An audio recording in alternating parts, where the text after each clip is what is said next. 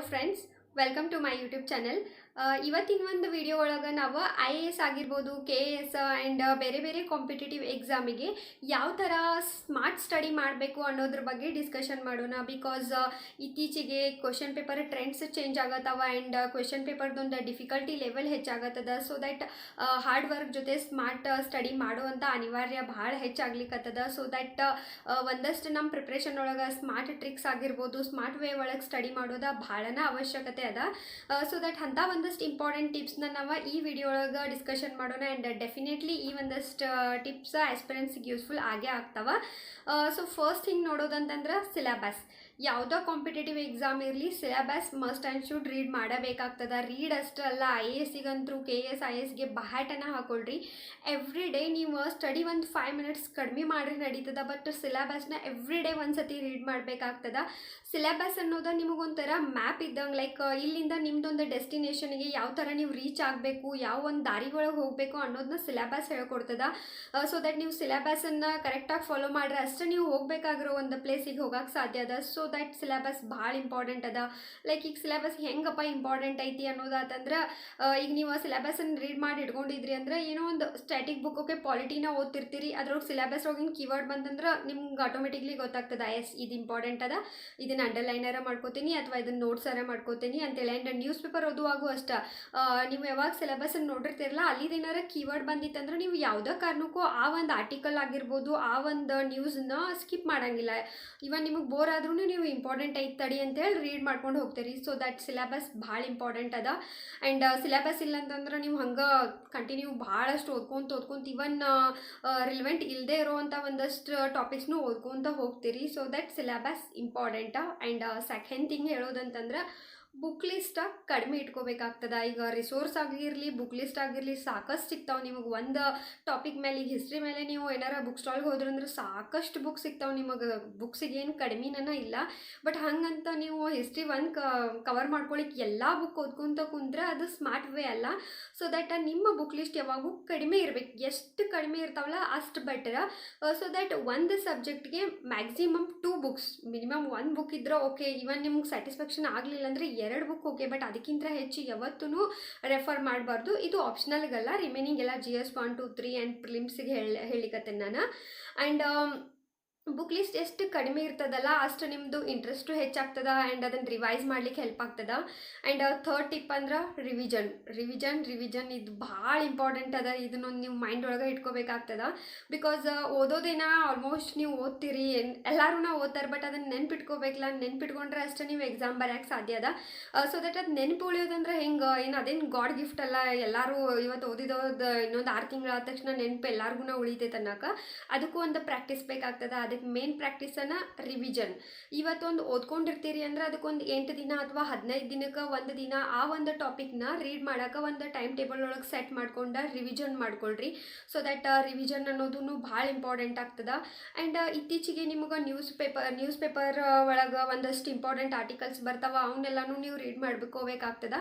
And ಇನ್ನೊಂದು important ಅಂತಂದ್ರೆ internet ಒಳಗೆ ಇಲ್ಲದೆ ಇರೋದು ಏನೂ ಇಲ್ಲ. ಸೊ ದಟ್ ಒಂದಷ್ಟು ವೆಬ್ಸೈಟ್ಸ್ ಇಂಪಾರ್ಟೆಂಟ್ ಅವ.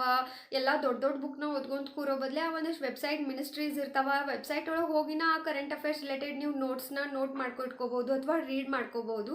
ಆ್ಯಂಡ್ ನೆಕ್ಸ್ಟ್ ಒಂದಷ್ಟು ವಿಡಿಯೋ ಒಳಗೆ ನಾನು IAS ಅಥವಾ KSಗೆ ಇಂಪಾರ್ಟೆಂಟ್ ಒಂದಷ್ಟು ವೆಬ್ಸೈಟ್ ಯಾವ್ಯಾವ ಅನ್ನೋದ್ರ ಬಗ್ಗೆ ವಿಡಿಯೋ ಮಾಡ್ತೀನಿ. ಆ್ಯಂಡ್ ನೆಕ್ಸ್ಟ್ ಹೇಳೋದಂತಂದ್ರೆ, ಪ್ರಾಕ್ಟೀಸ್ ಭಾಳ ಇಂಪಾರ್ಟೆಂಟ್ ಆಗ್ತದೆ. ಕ್ವೆಶನ್ ಪೇಪರ್ ಪ್ರಾಕ್ಟೀಸ್ ಮಾಡ್ಕೋಬೋದು ಅಥವಾ ನೀವು test series join agri. Because ಹಂಗೆ ಬ್ಲೈಂಡ್ಲಿ ಓದ್ಕೊಂತ ಹೊಂಟ್ರಿ. ಈಗ ಎಕ್ಸಾಂಪಲ್ ಹೇಳೋದಂದ್ರೆ, ಒಂದು 3 months ಅಥವಾ 2 months ಕುಂತ ನೀವು ಒಂದು M. ಲಕ್ಷ್ಮೀಕಾಂತ್ ಒಂದು ಪಾಲಿಟಿ ಬುಕ್ ತೊಗೋರಿ, ಅಥವಾ ಕನ್ನಡ ಒಳಗೆ PS ಗಂಗಾಧರ್ ಅವ್ರದ್ದು ಪಾಲಿಟಿ ಬುಕ್ ತೊಗೊಂಡು ನೀವು ಒಂದು 2 ತಿಂಗಳು ಓದ್ಕೊಂತ ಕೂತ್ರಿ. 2 ತಿಂಗಳಾದ್ಮೇಲೆ ನೀವು ಯಾವುದೋ ಒಂದು ಕ್ವಶನ್ ತೊಗೊಂಡು ಸಾಲ್ವ್ ಮಾಡೋಕೆ ಕೂತಾಗ ನಿಮ್ಗೆ ಅದ್ರೊಳಗಿಂದ ಆನ್ಸರ್ ಮಾಡೋಕೆ ಬರಲಿಲ್ಲ ಅಂದ್ರೆ ನೀವು 2 ತಿಂಗಳು ಓದಿದ್ದು ಏನು ಯೂಸ? ಟೈಮು ವೇಸ್ಟು, ನಿಮ್ದು ಎಫರ್ಟು ವೇಸ್ಟು, ಎಲ್ಲ ವೇಸ್ಟ್. ಸೊ ದಟ್ ಅದಕ್ಕೆ ರಿವಿಷನ್ ಬೇಕಾಗ್ತದೆ. ಆ್ಯಂಡ್ ಒಂದಷ್ಟು ಟೆಸ್ಟ್ ಸೀರೀಸ್ ಬೇಕಾಗ್ತಾವೆ ಅಥವಾ ಪ್ರಿವಿಯಸ್ ಇಯರ್ ಕ್ವಶನ್ ಪೇಪರ್ ನೀವು ಸಾಲ್ವ್ ಮಾಡ್ಕೊತ ಹೋಗ್ಬೇಕಾಗ್ತದೆ. ಸೊ ದಟ್ ಪ್ರಾಕ್ಟೀಸ್ ಭಾಳ ಇಂಪಾರ್ಟೆಂಟ್ ಅದ. ಆ್ಯಂಡ್ ಇದು ಜಸ್ಟ್ ಪ್ರಿಲಿಮ್ಸ್ ಅಷ್ಟೇ ಇರೋಂಗಿಲ್ಲ, ಮೇನ್ಸನ್ನು ಇರೋದ್ರಿಂದ ಆನ್ಸರ್ ರೈಟಿಂಗ್ ಪ್ರಾಕ್ಟೀಸ ಭಾಳ ಇಂಪಾರ್ಟೆಂಟ್ ಆಗ್ತದೆ. ಸೊ ದಟ್ ಆನ್ಸರ್ ರೈಟಿಂಗ್ನ ಪ್ರಾಕ್ಟೀಸ್ ಮಾಡಬೇಕಾಗ್ತದೆ. ಆ್ಯಂಡ್ ಫಸ್ಟ್ ಥಿಂಗ್ ನಿಮ್ಮ ಮೈಂಡ್ ಒಳಗೆ ಈ ಎಕ್ಸಾಮ್ ಅಂದರೆ ಏನು, ನಾ ಯಾವ ಎಕ್ಸಾಮಿಗೆ ಅಟೆಂಡ್ ಆಗಕ್ಕೆ ನಿಂತೀನಿ, ಆ ಎಕ್ಸಾಮ್ ಎಷ್ಟು ಸ್ಟೇಜ್ ಒಳಗೆ ನಡೀತದ, ಅದಕ್ಕೆ ಅದಕ್ಕೆ ಏನೇನು ಡಿಮ್ಯಾಂಡ್ ಮಾಡತ್ತದ, ಬುಕ್ ಲಿಸ್ಟ್ ಯಾವ್ಯಾವ ಬೇಕು ಆ್ಯಂಡ್ ಅದಕ್ಕೆ ಎಷ್ಟು ಅವರ್ ಒಂದು ಸ್ಟಡಿ ಬೇಕಾಗ್ತದ, ಯಾವ ಥರನ ಸ್ಟಡಿ ಮಾಡಲಿ, ನಂದು 1 ಇಯರ್ದೊಂದು ಸ್ಟ್ರಾಟಜಿ ಏನಿರ್ತದ, ಆ 1 ಇಯರಿಗೆ ನನ್ನೊಂದು ಟೈಮ್ ಟೇಬಲ್ ಏನಿರ್ತದ, ನಾ ಯಾವ ಥರ ಫಾಲೋ ಮಾಡ್ರೆ ನಾವು ಈ ಒಂದು ಎಕ್ಸಾಮಿಗೆ ಕ್ರ್ಯಾಕ್ ಮಾಡೋಕೆ ನಿಯರ್ ಹೋಗ್ತೀನಿ. ಪ್ರತಿಯೊಂದು ಪಿನ್ ಪಾಯಿಂಟನ್ನು ನಿಮಗೆ ಇಂಪಾರ್ಟೆಂಟ್ ಆಗ್ತಾವ. ನಿಮ್ಗೆ ಪ್ರತಿಯೊಂದು ಬಿಗಿನಿಂಗ್ ಒಳಗೆ ಸಿಲ್ಲಿ ಅನ್ನಿಸ್ತಾವ, ಲೈಕ್ ಎಲ್ಲರೂ ಹೇಳ್ತಾರೆ ಇವ್ರೇನ ಅದ್ರೊಳಗೆ ಏನ ಅಂತ. ಬಟ್ ಈ ಒಂದಷ್ಟು ಸಿಲ್ಲಿ ಪಾಯಿಂಟ್ಸನ್ನು ನೀವು ಸೀರಿಯಸ್ ಆಗಿ ತೊಗೋಬೇಕಾಗ್ತದೆ, ಅಂದ್ರಷ್ಟ ಈ ಎಕ್ಸಾಮ್ಗಳನ್ನ ಕ್ರ್ಯಾಕ್ ಮಾಡ್ಬೋದು. Because every day every year competition ಎಷ್ಟು ಹೆವಿ ಆಗ್ಲಿಕ್ಕತ್ತದ. ಜಸ್ಟ್ 1 ಮಾರ್ಕ್ಸ್ ಹಾಫ್ ಮಾರ್ಕ್ಸ್ ಒಳಗೆ ಎಷ್ಟೋ ಜನದ ಎಕ್ಸಾಮ್ ಕ್ರ್ಯಾಕ್ ಆಗತ್ತಿಲ್ಲ. ಸೊ ದಟ್ ಇದನ್ನು ಪ್ರಿಪ್ರೇಷನ್ನ ಭಾಳ ಸೀರಿಯಸ್ ಆಗಿ ತೊಗೋಬೇಕು. ಬಿಕಾಸ್ ಇದೇನು ಕಾಲೇಜ್ ಎಕ್ಸಾಮ್ ಅಥವಾ ಸ್ಕೂಲ್ ಎಕ್ಸಾಮ್ ಅಲ್ಲ, ಲೈಕ್ ಈ ಸೆಮಿಸ್ಟರ್ ಒಳಗೆ ಒಂದು ಸಬ್ಜೆಕ್ಟ್ ಹೋದ್ಬಿಡು ನೆಕ್ಸ್ಟ್ ಸೆಮ್ ಒಳಗೆ ಮಾಡೋಣ ಅನ್ನಕ. ಬಿಕಾಸ್ ಇದು ನಿಮ್ಮ ಕರಿಯರ್, ನಿಮ್ಮೊಂದು ಲೈಫನ್ನ ಚೂಸ್ ಮಾಡ್ತದ. ಬಿಕಾಸ್ ನೀವೇನಾರ ಈಗ ಟೈಮ್ ವೇಸ್ಟ್ ಮಾಡ್ಕೋತ ಕೂತ್ರಿ ಅಂದ್ರೆ ಮುಂದಿನ ಲೈಫ್ ಭಾಳ ಕಠಿಣ ಆಗ್ತದೆ. ಬಿಕಾಸ್ 4-5 ವರ್ಷ ಇನ್ವೆಸ್ಟ್ ಮಾಡಿರ್ತೀರಿ, ಈ ಕಡೆ ಪ್ರೈವೇಟ್ ಜಾಬ್ಗೂ ಹೋಗಿರಂಗಿಲ್ಲ, ಈ ಕಡೆ ಎಕ್ಸ್ಪೀರಿಯನ್ಸು ಇರಂಗಿಲ್ಲ, ಆ್ಯಂಡ್ ಈ ಕಡೆ ಎಕ್ಸಾಮ್ ಪ್ರಿಪೇರ್ ಆಗಿ ಎಕ್ಸಾಮು ಕ್ರ್ಯಾಕ್ ಆಗಲಿಲ್ಲ ಅಂದ್ರೆ ಮುಂದಿನ ಒಂದು ಕರಿಯರ ಭಾಳ ಡಿಫಿಕಲ್ಟ್ ಆಗ್ತದೆ. ಸೊ ಒಂದು ಸತಿ ಕೊಡಾತೀರಿ ಅಂದ್ರೆ 100% ಕೊಟ್ಬಿಡ್ರಿ ಆ್ಯಂಡ್ ಹಾರ್ಡ್ ವರ್ಕ್ ಮಾಡಿರಿ. ಅದ್ರ ಜೊತೆ ಸ್ಮಾರ್ಟ್ ವರ್ಕ್ ಆ್ಯಂಡ್ ಸ್ಮಾರ್ಟ್ ವೇನ ಯೂಸ್ ಮಾಡ್ಕೋಬೇಕಾಗ್ತದೆ, ಟ್ರಿಕ್ಸ್ನ. ಸೊ ದಟ್ ಸಿಲೆಬಸ್ನ ರೀಡ್ ಮಾಡ್ಕೊಳ್ರಿ, ಕ್ವಶನ್ ಪೇಪರ್ನ ತೊಗೊಳ್ರಿ. ಫಸ್ಟ್ ಥಿಂಗ್ ಆ ಎಕ್ಸಾಮ್ ಏನು ಡಿಮ್ಯಾಂಡ್ ಮಾಡ್ತದೆ ಆ ಎಲ್ಲ ಥಿಂಗ್ಸ್ನ ಇಟ್ಕೊಳ್ರಿ ಮೊದಲು ನಿಮ್ಮ ಕಡೆ ಎಲ್ಲ ನೋಟ್ ಮಾಡಿ. ಅದಾದಮೇಲೆ ನೀವು ಒಂದು ಪ್ರಿಪ್ರೇಷನ್ನ ಸ್ಟಾರ್ಟ್ ಮಾಡ್ಕೊಳ್ರಿ.